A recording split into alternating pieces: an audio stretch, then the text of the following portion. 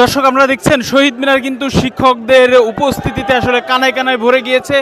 দর্শক আপনারা জানেন শিক্ষকদের কিন্তু দুপুর 12টায় শিক্ষা ভবন অভিমুখী যে ভুকা মিছিলের কথা ছিল সেটি কিন্তু পিছিয়ে 3টার সময় করা হয়েছে। অর্থাৎ কিছুক্ষণ আগে এখানে শিক্ষকদের নেতা দেলোয়ার হোসেন আজিজি তিনি আসলে ঘোষণা দিয়েছেন শিক্ষকদের নেতারা আসলে বিএনপির মহাসচিব মির্জা ফখরুল ইসলাম আলমগীরের সঙ্গে আসলে সাক্ষাতের জন্য তাদের বলা হয়েছে এবং তারা কিন্তু মির্জা ফখরুল ইসলাম আলমগীরের সঙ্গে সাক্ষাতে রয়েছেন। ইতিমধ্যে আমরা জানতে পেরেছি শিক্ষকরা কিন্তু মির্জা ফখরুল ইসলাম আলমগীরের সঙ্গে সাক্ষাতে গেছেন এবং বাইরে কিন্তু আপনারা দেখছেন বিপুল শিক্ষকরা আসলে অপেক্ষা করছেন আসলে সেই আলোচনায় কি বিষয় উঠে আসে। আলোচনার বিষয় যদি আসলে তাদের পক্ষে না হয় তারা কিন্তু পরবর্তীতে কর্মসূচি তারা আসলে আবার চালিয়ে যাবেন বলে তারা ঘোষণা দিয়েছেন। আমরা এখানে আসলে কয়েকজন শিক্ষকের সঙ্গে কথা বলার চেষ্টা করি, তাদের কাছে জানার চেষ্টা করি যে বিষয়টি আসলে যে এই বৈঠক থেকে আসলে তারা কি চাইছেন এবং আসলে কতটুকু তারা প্রত্যাশা করেন এবং কতটুকু ইতিবাচকভাবে দেখছেন। জি, আপনারা জানেন অলরেডি আমরা 12 তারিখ থেকে আন্দোলনে সম্পৃক্ত হয়েছি এবং আমাদের প্রথম আন্দোলন ছিল সেই আমাদের যে নির্ধারিত স্থান আপনার প্রেস ক্লাবে। সেই আন্দোলনকে আমরা যেহেতু শিক্ষক এবং কর্মচারী 6 লাখ শিক্ষক কর্মচারী সভা, যেহেতু আমরা মানে সমাজের একটা ভদ্র ধরতে পারেন আমরা যারা আছি আমরা সকলে কিন্তু একদম খুবই সমাজের সাথে সম্পৃক্ততা রেখে আমরা সব কাজগুলো করি। তো সেক্ষেত্রে এতদিন যে কর্মসূচিগুলো ছিল আমরা কর্মসূচিগুলো প্রতিনিয়ত শান্তিপূর্ণভাবে পালন করেছি। আপনারা দেখেছেন আমরা কোনো বিশৃঙ্খলায় কিন্তু যাই নাই। তো এতদিন আমাদের এই যে শহীদ মিনার যে আন্দোলন বিভিন্ন দলের রাজনৈতিক ব্যক্তিবর্গরা আমাদের সাথে এখানে সংযুক্ত হয়েছেন।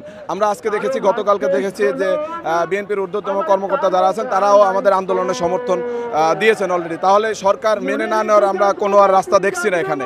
আপনারা জানেন আমাদের একদম খুবই সামান্য একটি দাবি, যেখানে সরকারি চাকরিজীবী যারা আছেন যারা 50% বাড়ি ভাড়া পায়, সেক্ষেত্রে আমরা মাত্র 20% দাবি করেছি। আমাদের মাত্র 1000 টাকা বাড়ি ভাড়া দেওয়া হয়, সেক্ষেত্রে আমরা 20% বাড়ি ভাড়া দাবি করেছি এবং 1500 টাকা মেডিকেল ফি দাবি করেছি এবং আমাদের যারা চতুর্থ শ্রেণী কর্মচারী আছেন তাদের 75% উৎসব ভাতা আমরা দাবি করেছি। তো এটা সরকারের মেনে না নেওয়ার কোনো যৌক্তিকতা নেই। সরকার আমাদেরকে একদম মানে সামনাসামনি অপমানি করে দিল। আমাদের যে ঊর্ধ্বতন কর্মকর্তা কয়েকবার সচিবালয়ে গিয়েছেন, তারা কান্না করে ফিরেছেন, আপনারা জানেন। তো সেই ক্ষেত্রে আপনারা দেখেন আজকে কিন্তু সরকার আরেকটা প্রহসনমূলক আচরণ আজকেও করেছেন। সেখানে আপনি দেখেন 5% দিয়ে একটা প্রজ্ঞাপন জারি করেছেন। তো এই 5% সমাজের যে শিক্ষক সমাজ 1000-2000 টাকা বাড়ি ভাড়া দিয়ে এটা কখনো সম্ভব?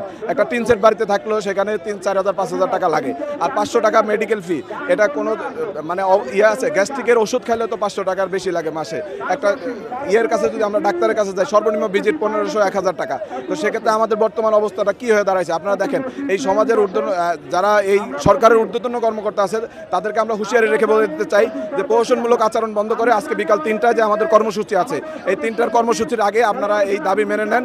সিআর আবরার, আপনি যে উপদেষ্টা আছেন শিক্ষা উপদেষ্টা, আপনাকে কিন্তু আমরা গদি থেকে টেনে স্টে নামিয়ে দিব। আপনি একদম আমরা স্টেট ফরওয়ার্ড এই শহীদ মিনার থেকে ঘোষণা দিয়ে দিলাম। আমরা লক্ষাধিক শিক্ষক সমাজ আজকে কিন্তু এখানে উপস্থিত হয়েছেন। আপনাকে টেনে স্টে নামাবো আপনি আজকের মধ্যে যদি প্রজ্ঞাপন জারি না করেন। আসলে বৈঠকটা হচ্ছে এটাতে আমরা এটা আশাপূর্ণ এইটাই যে তারা যে আমাদের সাথে মানে আমাদের দাবির সাথে তারা সম্পৃক্ত হয়েছেন, আমাদের দাবিটা তারা সমর্থন করেছেন। আমরা আশা করি এটাতে ভালো কিছু আসবে। আর যেহেতু দেশের এখন ঊর্ধ্বতন অবস্থায় বিএনপির একটা অবস্থান আছে, তো সেক্ষেত্রে আমরা আশা করব যে বিএনপির যারা ঊর্ধ্বতন কর্মকর্তা আছে তারা সরকারের সাথে একটা সামঞ্জস্য করে আমাদের দাবিটা দ্রুত মেনে নেবে। দর্শক শুনছিলেন আপনারা শিক্ষকরা কিন্তু যে বিভিন্ন ধাপ পেরিয়ে আসলে আন্দোলনের এই বিভিন্ন ধাপ পেরিয়ে কিন্তু তারা এখন এই ভুকা মিছিলের জন্য তারা আসলে দাঁড়িয়েছিলেন। শিক্ষকরা কিন্তু তারা অপেক্ষায় আছেন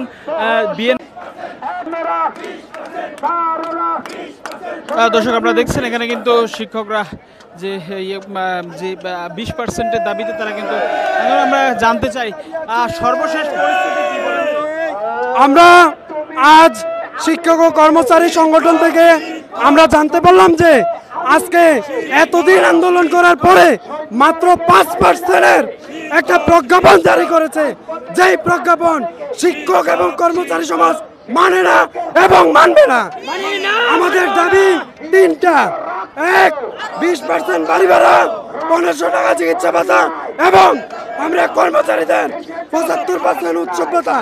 এই 3টার একটাও যদি কম দেয় এটা আমরা কখনো মেনে নিব না এবং আমরা এই রাজপথ ছেড়ে কখনোই যাব না। আচ্ছা, একটা বৈঠকের কথা শুনলাম, সেটার ব্যাপারে কি জানেন? বৈঠক চলতেছে এবং বৈঠকের পরে আমাদেরকে আজিজ স্যার সিদ্ধান্ত দিবেন যে এরপরে আমাদের কর্মসূচি কি। তবে আমরা এখান থেকে একটা জিনিস জানিয়ে দিতে চাই, ওনাদের সাথে কোনো রকমের আমাদের এই দাবি নিয়ে প্রচলনা এবং কোনো তালবাহানা চলবে না। কার সঙ্গে বৈঠক হচ্ছে? আজকে আমাদের জাতীয়বাদী দল বিএনপি মহাসচিব আমাদের কেন্দ্রীয় লিডারকে ডাকছেন, এই জন্য আমাদের নেতৃবৃন্দ গেছেন সেখানে।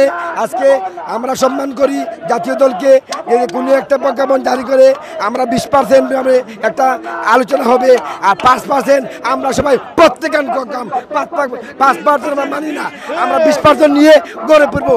আপনাকে ধন্যবাদ, আপনার মিডিয়াকে ধন্যবাদ, সবাই মিডিয়াকে ধন্যবাদ। আসসালামু আলাইকুম। দর্শক, আপনারা দেখছিলেন তারা কিন্তু বলছেন যে তাদের যে দাবি, সেই দাবির একটু আসলে 20%-এর নিচে তারা আসলে কোনোভাবেই কোনো দাবি মানবেন না। আমরা শিক্ষকদের সঙ্গে কথা বলছিলাম, আপনারা শুনছিলেন। আমরা শিক্ষকদের সঙ্গে আরো কথা বলার চেষ্টা করব। দর্শক, আমরা শিক্ষকদের সঙ্গে কথা বলছি, আমরা আরো একজন শিক্ষকের সঙ্গে কথা দিতে হবে। আমাদের প্রত্যাশা 20% দিতে হবে, 1500 টাকা মেডিকেল ভাতা আর 75% কর্মচারীদের উৎসব ভাতা। এটা না দেওয়া পর্যন্ত আমাদের আন্দোলন চলবে, চলবে। বৈঠকে ডাকলো 20% আমাদের 20% দিতে হবে। আমরা কোনো বৈঠক মানি না, আমাদের ডাইরেক্ট আমাদের 20% ঘোষণা করতে হবে এবং আমাদের 15% বাড়ি ভাড়া দিতে হবে এবং আমাদের কর্মচারীদের 75% উৎসব ভাতা দিতে হবে। তা না হলে আমরা আবরাব সাহেবকে চাই না, তার মতো জড় পদার্থ আমরা এদেশে চাই না। এদেশ আমাদের বাঙালির, আমরা অনেক যুদ্ধের ফসল আমাদের, সুতরাং এই অপদার্থ তাকে আমরা চাই না।